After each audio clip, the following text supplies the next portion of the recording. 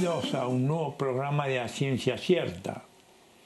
Hoy tenemos el privilegio de que nos acompañe la doctora Lilian Testón, que es una destacada médica infectóloga, epidemióloga, médica de FUNSEI y médica del Hospital Andranik-Erneuquian de Ezeiza. Con ella estuvimos pensando de que sería muy interesante e importante hacer algunas reflexiones y comentarios sobre una infección que es la infección por un virus, el citomegalovirus. Hola, buenas tardes. Bueno, el citomegalovirus es un virus de la familia herpes. Puede atacar a los huéspedes inmunocompetentes y sus síntomas generalmente son similares a lo que daría una mononucleosis infecciosa por el virus Epstein-Barr, excepto que en la mayoría de los casos no existe la faringitis. La característica más importante es la astenia, el dolor articular, la mialgia, quizás cefalea y la fiebre que presentan los pacientes, y en el examen de laboratorio hay un aumento de las transaminasas que es discreto, no es de la categoría que tiene una hepatitis, es mucho más leve, y linfomonocitosis, que es llamativa porque puede ser entre el 40 y el 70%. Sí, realmente es una infección producida por un virus, como tú decías, parecida a la mononucleosis infecciosa. Pero a diferencia de la mononucleosis infecciosa que se da en los adolescentes, el citomegalovirus se puede dar a cualquier edad. Ese es un aspecto importante. Lo otro que me parece que es importante, que en general los pacientes tienen ganglios inflamados, adenopatías, que muchas veces están en el cuello, otras veces en distintos otros lugares como la axila, la ingle, pero como tú bien decías, no tienen la faringoamigdalitis de la mononucleosis infecciosa. El otro aspecto importante es que uno lo sospecha cuando en el examen de sangre se ve un cambio de la fórmula y se ve lo que se llaman los linfomonocitos. Y también tienen un hepatograma que algunas veces está alterado y simula una hepatitis. Sí, pueden también aumento de los órganos, pueden tener hepatomegalia, esplenomegalia, que así a simple vista parece un cuadro bastante crítico que preocupa, pero bueno, cuando uno pide la serología, puede ser que haya reactivado el CMV, porque la mayoría de las personas en los primeros 5 años ya tienen contacto y pueden reactivarlo, o pueden hacer una primoinfección, que es bastante difícil, ¿no? Que a la edad adulta se haga la primoinfección. Liliana, muchas veces nos preguntan los pacientes, ¿cómo me infecté? ¿Cómo tuve esta infección? Bueno, hay profesiones que son más de riesgo. Por ejemplo, las pediatras, las maestras jardineras, sobre todo en las etapas iniciales, que están en contacto con los pañales o con las secreciones de los chicos, con la rinorrea, que también puede quedar en algún muñeco, en los chupetes, se pueden contagiar entre ellos, o las mamás cuando tienen hijos chiquitos. Esas son las principales vías de contagio. Y bueno, por supuesto, si el individuo tiene una baja de inmunidad por alguna situación particular, como el estrés o alguna enfermedad que esté padeciendo, ahí también se puede presentar, ¿no?, dentro de este contexto. Sí, lo interesante e importante es que muchas veces estas infecciones son asintomáticas, y cuando uno hace la serología encuentra que un 50-60% de las personas han tenido la infección. Por eso cuando la tiene muchas veces un varón y nos pregunta si es de transmisión sexual, uno le hace el análisis a la mujer. Si la mujer ya la tuvo, no es una enfermedad que puede transmitirse sexualmente. El otro aspecto muy importante de esta infección es el cansancio, la astenia. Realmente es muy marcada y algunas veces uno se está varias semanas con síntomas de cansancio. Sí, esto es muy llamativo. El cansancio lo refieren la mayoría de los pacientes. Sí. Después está el otro aspecto del citomegalovirus, que es en relación a la mujer embarazada. Vos viste que nosotros siempre preconizamos que las mujeres embarazadas, antes del embarazo, tengan una protección contra la rubiola, el sarampión, y hoy, frente al aumento de los casos de sarampión, uno les recomienda que se hagan el test o que se den la vacuna triple viral. En algunos de estos pacientes hemos visto que aparece la presencia del citomegalovirus. Sí, además del contexto de las personas inmunosuprimidas, donde la infección por citomegalovirus es muy importante, la embarazada también es bastante complejo. Nosotros siempre recomendamos que la pareja, previo a tomar la decisión de quedar embarazada, haga una consulta para poder hacerle serologías o vacunarlas contra aquellas vacunas que no puede recibir en el embarazo. Bueno, contra el citomegalovirus no hay ninguna prevención que uno pueda hacer y si la embarazada llega en algún trimestre del embarazo a contagiarse o a reactivar su enfermedad, tiene altas posibilidades de transmitirlo al recién nacido en el útero.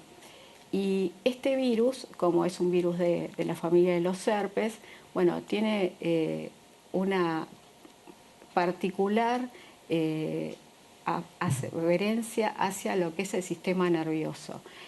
Por lo tanto, el chico puede tener trastornos en todo lo que es la parte neurosensorial, auditivos, oftalmológicos, malformaciones cardíacas, calcificaciones cerebrales, todo un espectro de malformaciones congénitas muy complejas que, bueno, que ya ante una serología positiva hay que advertirle a la mamá para que haga ecografías más seguidas para ver si se puede detectar alguna de la malformación. Sí, lo que a mí me parece importante destacar que casi un 60% de las mujeres en nuestro medio han tenido la infección. Y entonces es muy importante que se hagan el test, porque si el test les muestra que ya han tenido citomegalovirus, durante el embarazo están como vacunadas. Claro. Es lo mismo que pasa con la toxoplasmosis.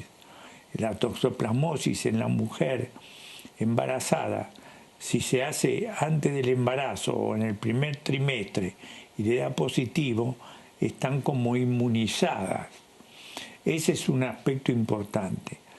Hay algunos estudios en Italia, sobre todo, que se vio que en estas mujeres que hacen una infección por citomegalovirus en el embarazo pueden beneficiarse de recibir gamma globulina como una medida de prevención de las reacciones que tú decías. Sí.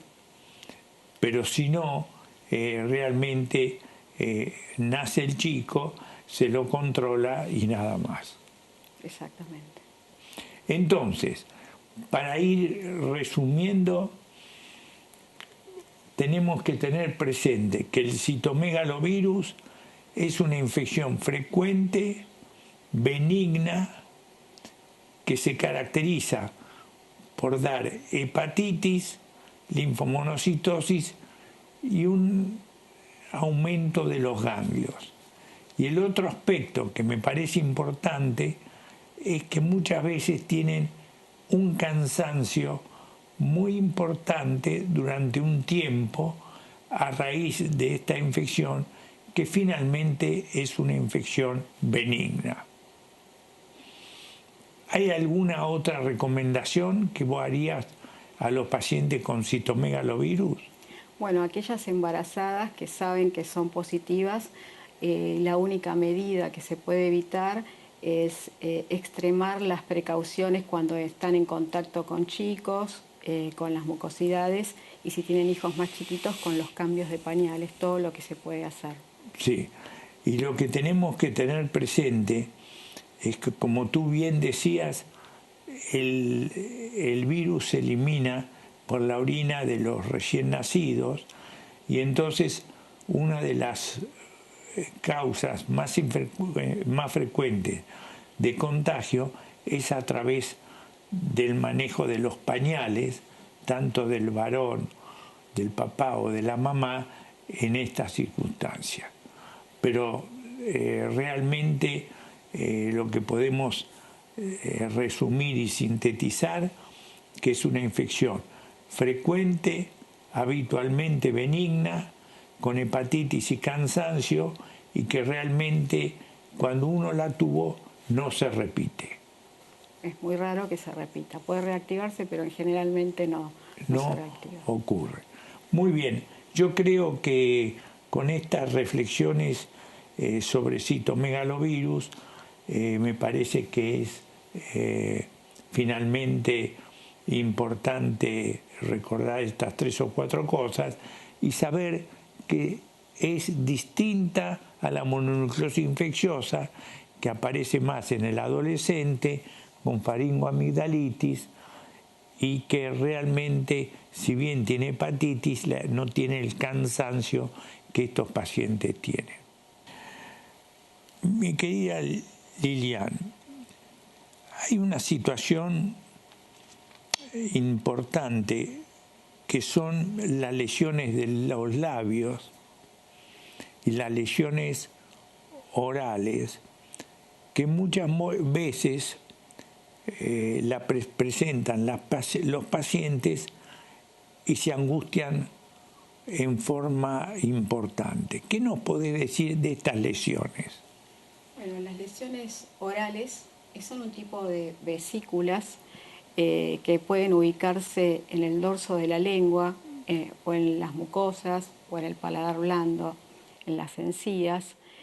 Realmente son muy molestas porque en algunas ocasiones pueden tener un origen familiar y ser recidivantes.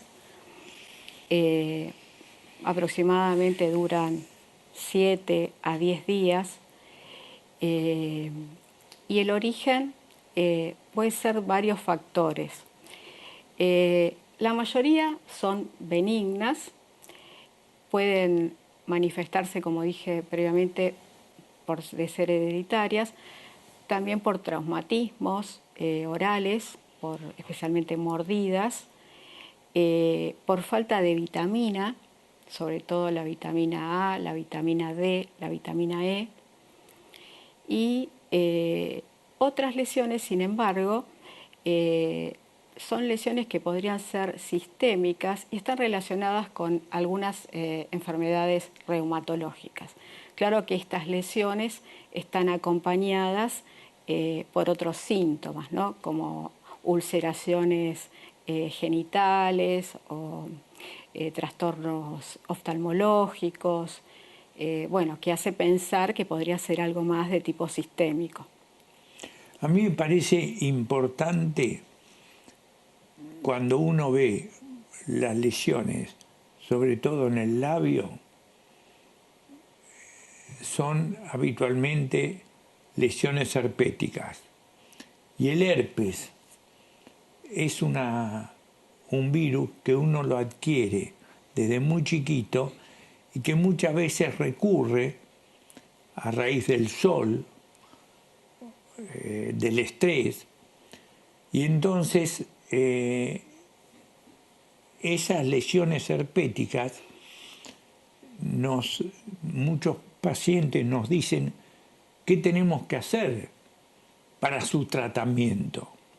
Y entonces nosotros tenemos presente que cuando son muy molestas se puede dar el aciclovir de 400 miligramos 2 veces por día durante 5 a 7 días. Aquellas personas que suelen tener herpes recurrente, algunas veces pueden hacer profilaxis, es decir, prevención, tomando esta misma cantidad de aciclovir durante un tiempo que es aquel que no quieren tener las lesiones. Eso es en relación al herpes.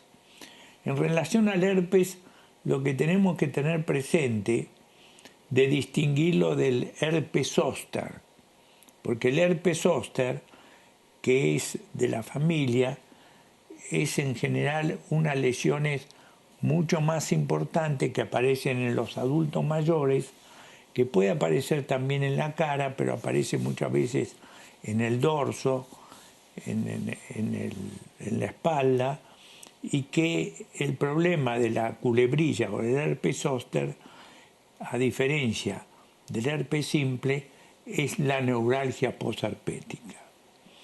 En relación al herpes zóster, cuando el diagnóstico se hace, que en general los médicos lo hacen sin ningún otro estudio que el mirar las lesiones, está el tratamiento, que muchas veces es el valaciclovir, que se da 1 gramo 3 veces por día, 7 días, o el aciclovir de 800, que se da 1 vez por día, 5 días. Lo que tenemos que tener presente por los cuadros que tú decías de aftas o aftas recurrentes, que son benignas, muchas veces, como tú decías, hay un antecedente hereditario. Lo que tenemos que saber si hay medicaciones para eso. Sí, hay en general corticoides, se puede usar el clobetasol tópico. Si no es de tanta importancia, si no molesta, se puede usar la clorexidina en forma de buches. Y en el caso de que sean graves, más duraderas o muy recidivantes, hay una droga de la cual hay que tener mucha precaución en las mujeres que están en edad sexual activa, que es la talidomida, que esa droga demostró efectividad. Y cuando uno tiene duda, hay que derivar al especialista, que en este caso es el estomatólogo, que es el que conoce muy bien lo que es la patología bucal. Sí, lo que a mí me parece muy bueno el hecho que tú has dicho, cuando uno tiene aftas y ve que es un afta recurrente, el tratamiento más simple, cuando es muy molesto, es darle corticoides, o local o general en dosis baja de 8 miligramos 2 veces por día, 3 a 5 días, y con eso anda bien. Sin embargo, hay pacientes que tienen aftas muy recurrentes y allí nosotros vivimos la etapa de la talidomida, que hoy la talidomida es una medicación que para poder indicarla uno evita darla en las mujeres en edad de embarazarse y además no se vende en la farmacia, sino que hay que hacer unas notas especiales para que vayan al laboratorio que se las va a brindar para que la puedan usar.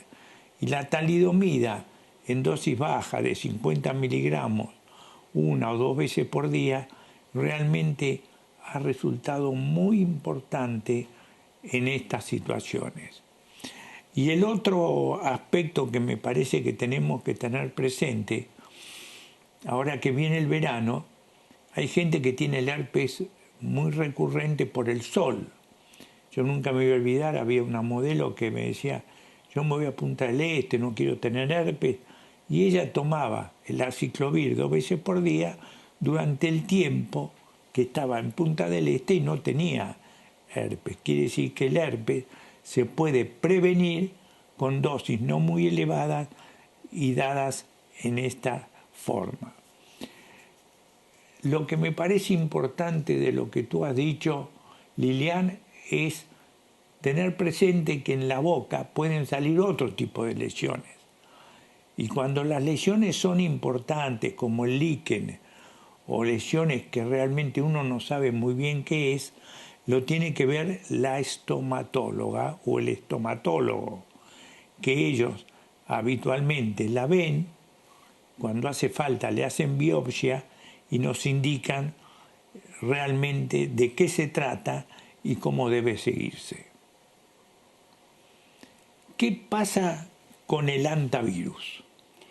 Bueno, el hantavirus, si recordamos, hubo una epidemia importante en Chubut a fin del año pasado a través del contagio de una persona que ingresó a un galpón que había estado cerrado y bueno, tuvo contacto con las excreciones de ratones y esa persona se contagió, fue a una fiesta y contagió a varias personas que habían estado en esa fiesta.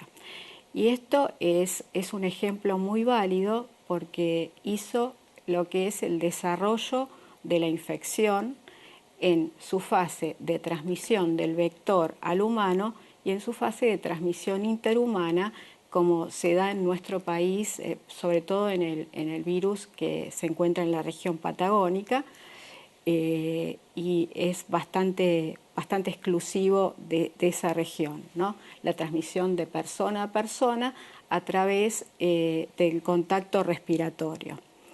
El hantavirus está asociado a los ratones, a inhalar sus secreciones, a inhalar la materia fecal o la orina de estos roedores, o a manipularlo cuando el ratón está infectado. El ratón infectado es asintomático, no se muere de la enfermedad y bueno, se oculta alrededor en el peridomicilio, donde se junta leña, en los grandes pastizales, se pueden encontrar excremento o secreciones en los galpones que están cerrados.